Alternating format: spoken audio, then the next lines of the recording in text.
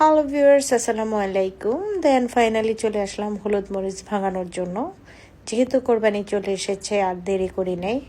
আমার অনেক কষ্ট হয়েছে মরিচগুলো শুকাইতে। মরিচগুলো একটু কম শুকাইছে কারণ মরিচ নিয়ে ঝামেলা, মরিচে অনেক ঝাল। কারণ আমি যেহেতু কুমিল্লার মেয়ে, তো ঝাল তো একটু পছন্দ করবই। আমাদের কুমিল্লার একটা মরিচ আছে খুব ঝাল, তো ওইটার পরিমাণ একটু বেশি দিছে কারণ আমি ঝাল খাই বেশি, বিশেষ করে আমি। আর আমার মেয়ে খুব কম খায়, আমার হাজব্যান্ডও কম খায়। হাজব্যান্ড অ্যাভারেজ, কিন্তু আমার মেয়ে টোটালি খেতে পারে না। ও চিল্লাচিল্লি করে, তারপরে ওকে অভ্যাস করার জন্য করতেছি। দেন ফাইনালি ওদেরকে বলতেছি কী কী চুরাবো, ধনে, মৌরি, মিষ্টি জিরা যেটা, তারপরে তো মিষ্টি জিরার পরিমাণ কম, সেই জন্য উনি বলতেছে জিরার সাথে একসাথে করে দিয়ে দেন। তো আর কী করবো, দিয়ে দিলাম ওনার কথা মতে, কারণ পরিমাণ কম, মেশিন থেকে বের হবে না। তো জিরাটা আলাদা আমি চুরাই, এবং ধনেটাও আলাদা আমি ভেঙে নিই।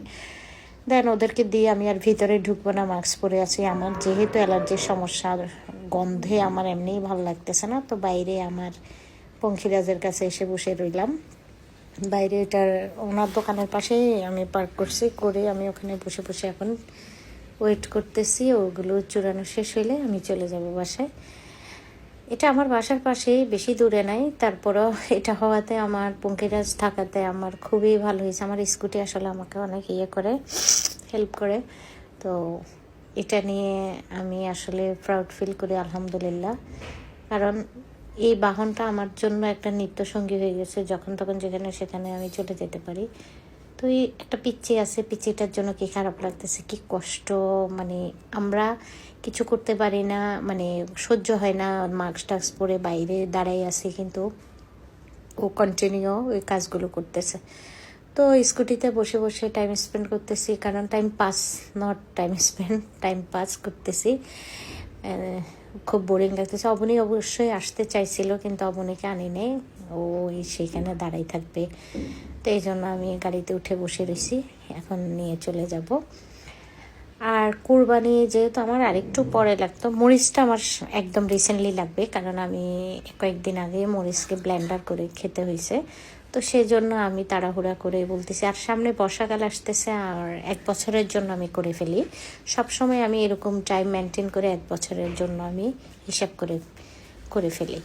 তো এবারও তার ডিফারেন্ট কিছু না, যেহেতু সামনে আমার কোরবানি, তো মশলাও লাগবে। তো সেই কারণে আমি মশলা সহ যেহেতু করব, তো হলুদ এখনও আছে অলরেডি, তারপরও করে ফেলছি একসাথে। ঝামেলা শেষ। কয়েকদিন পর প্রচণ্ড বৃষ্টি শুরু হবে, সবার ঝামেলা হবে। তা আমি সবসময় আমার নিজের হাতে তৈরি করা মশলাগুলো আমি মানে বাইরের কোনো মশলা আমি খাই না, আমার নিজের হাতে তৈরি করা সব কিছু।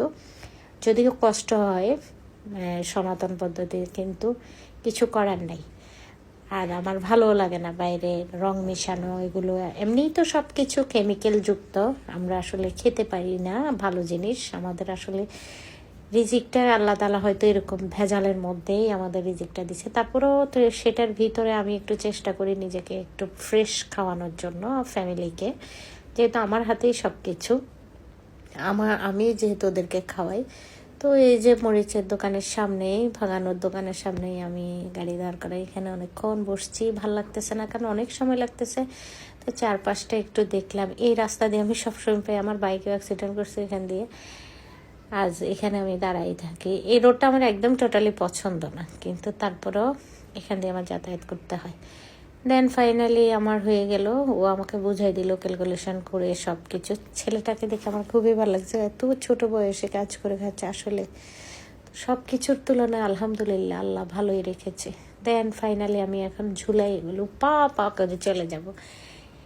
এগুলো নেওয়ার পরেও আমার কাজ থাকবে এগুলোকে ফ্রেশ করে চালনি দিয়ে ছেলে টেলে এগুলোকে করে নিতে হবে। এই প্রসেসিংটা আসলে অনেক লেন্দি, কিন্তু একবার করে ফেললে অনেক দিন চলে যায়, অনেক দিনের সমস্যা হয় না। তো আজকে আমি এখন নিয়ে ফেললাম, নিয়ে এখন সোজা চলে যাব।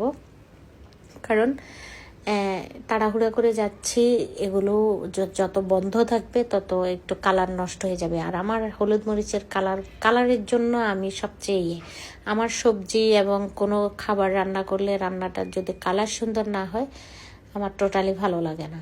আমার এই জন্য আমি নিজ হাতে তৈরি করি। আমার হলুদ মরিচ এগুলো আমি কখনো দোকান থেকে কিনে খাই। দেন ফাইনালি আমি চলে যাচ্ছি বাসায়, আর এরপরেই হবে আমার স্ট্রাগল। তো চলে আসলাম, লিফটে উঠেই দেখি সাকিব উঠলো আমার সাথে, ওকে বিদায় দিলাম। এই হলো। আর সমস্ত কাজ আমাকেই করতে হয়, যদিও আমার হাজব্যান্ড আমাকে মাঝে মধ্যে হেল্প করে, এখনও হেল্প করবে, নিলে ও আগে পিছিয়ে করে দিবে। আগে করতো না, এখন অনেক করে আলহামদুলিল্লাহ।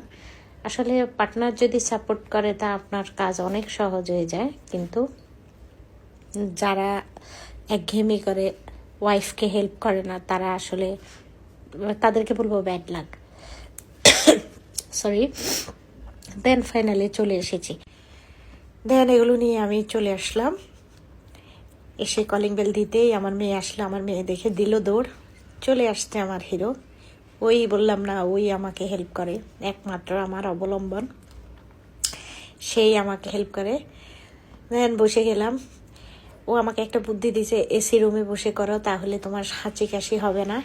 আসলে ইঞ্জিনিয়ার বলে কথা, এই কথাটা এতদিন আমার মাথায় ছিল না। আমি সবসময় ওয়াশরুমে করতাম বসে, পানি টানি কাটছিল, তখন অনেক খারাপ লাগতো। কিন্তু এসি রুমে এসি চালানোর পরে আর বাতাসও হয় নাই, ঠান্ডা লাগতেছে, আমার আজকে সর্দি কাশি হচ্ছে না। তো আলহামদুলিল্লাহ, আমার হাজব্যান্ডের এই বুদ্ধি অনেক ভালো লেগেছে।